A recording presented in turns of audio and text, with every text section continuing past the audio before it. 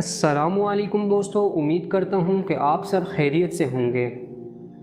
پیارے ساتھیوں، بنی نوع انسانی کی ہدایت و فلاح کے لیے انبیاء کرام علیہم السلام کا سلسلہ جو حضرت آدم علیہ السلام سے شروع ہوا، انسانیت کے سفر کا آغاز ہوا تو نبوت کے ساتھ ساتھ، یعنی اول انسان نبی تھے۔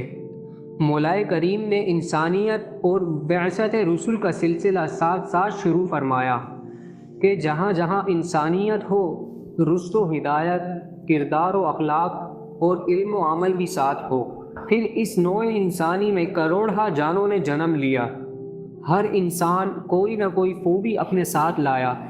صفات اور خوبیوں کا سب سے زیادہ فیضان ان پاک ہستیوں پر ہوا جو علوم وحی سے آراستہ تھے۔ ان مقدس ہستیوں کا بابرکت سلسلہ اختتام پذیر ہونے کو تھا، تو اب ضرورت اس بات کی تھی کہ عالم انسانی کے سامنے ایک ایسا کامل نمونہ پیش کیا جائے جو ان لاتعداد انسانوں کی تمام تر صفات کا مجموعہ اور سب کمالات و فضائل کا آئینہ ہو۔ یہی نہیں بلکہ وہ متقدمین و متاخرین میں ان تمام صفات میں فائق و برتر بھی ہو۔ اس کے لیے انتخاب ہوا سیدہ آمنہ سلام اللہ علیہا کے فرزند، صاحب جمال و کمال، حبیب کائنات محمد الرسول اللہ صلی اللہ علیہ وسلم کا۔ مولا کریم نے یہ انتخاب فرما کر پھر اعلان فرما دیا، لَقَدْ كَانَ لَكُمْ فِي رَسُولِ اللَّهِ أُسْوَةٌ حَسَنَةٌ، یعنی تمہارے لیے رسول اللہ صلی اللہ علیہ وسلم کی ذات کامل نمونہ ہے۔ جس دن حضور صلی اللہ علیہ وسلم کی ولادت ہوئی، اس دن کی صبح وہ صبح ہے جس کے انتظار میں کائنات نے کروڑہا سال گزار دیے۔ جناب نبی کریم صلی اللہ علیہ وسلم واقعہ فیل کے 50 یا 55 روز کے بعد بروز عید مکہ مکرمہ میں صبح صادق کے وقت پیدا ہوئے۔ مشہور قول کے مطابق یہ 12 ربیع الاول کی صبح تھی، البتہ عصر حاضرین کے محققین مورخین کے نزدیک 9 ربیع الاول زیادہ صحیح اور قرین قیاس ہے۔ حضور صلی اللہ علیہ وسلم کے لیے ہر چیز کے انتخاب کی طرح آپ صلی اللہ علیہ وسلم کی جائے ولادت کا بھی خوب انتخاب ہوا۔ قرۂ ارض سے عرب، عرب سے حجاز، حجاز سے مکہ مکرمہ اور مکہ مکرمہ میں بھی قرب بیت اللہ آپ صلی اللہ علیہ وسلم کا مولد بنا۔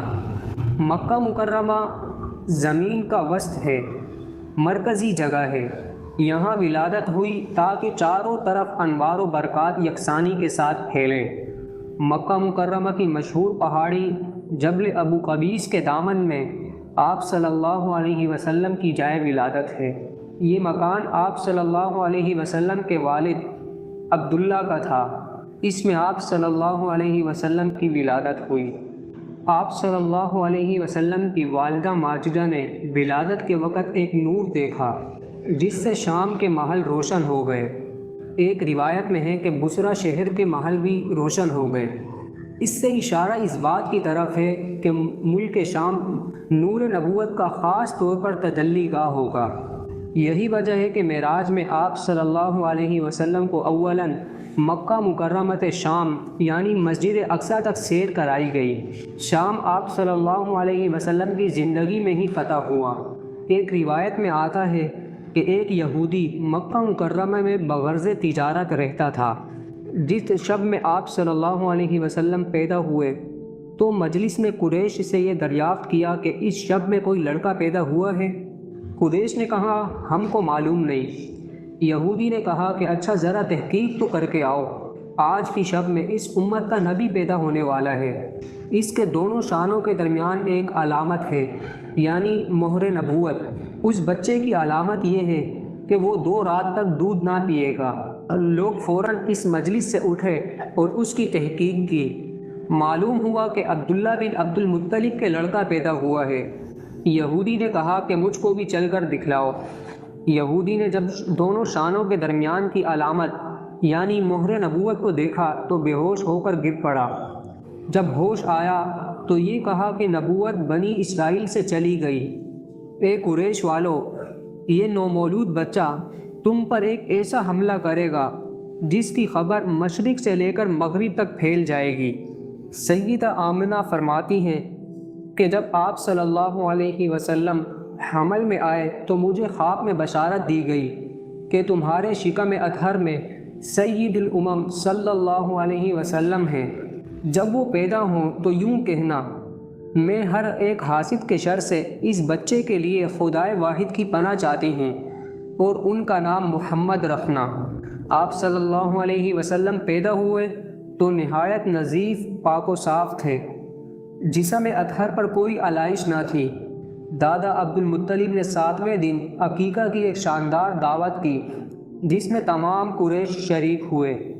نام کا تعین تو پہلے ہی ہو چکا تھا، سو اب اس کا اعلان بھی ہو گیا۔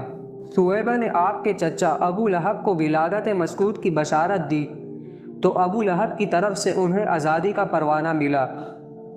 آپ صلی اللہ علیہ وسلم کی والدہ ماجدہ کے بعد کچھ دن تک ثویبہ نے بھی آپ کو دودھ پلایا۔ بڑے ہونے کے بعد آپ صلی اللہ علیہ وسلم ان کا بڑا اکرام فرماتے۔ ہجرت کے بعد بھی مدینہ منورہ سے انہیں ہدیے، کپڑے بھیجتے۔ آپ صلی اللہ علیہ وسلم کی سب سے بڑی مشہور و معروف کنیت ابو القاسم ہے، جو آپ کے سب سے بڑے صاحبزادے قاسم کے نام پر ہے۔ امید کرتا ہوں کہ یہ ویڈیو آپ کو پسند آئی ہوگی۔ مزید اسلامی معلوماتی ویڈیوز دیکھنے کے لیے ہمارے چینل کو سبسکرائب کریں۔ السلام علیکم۔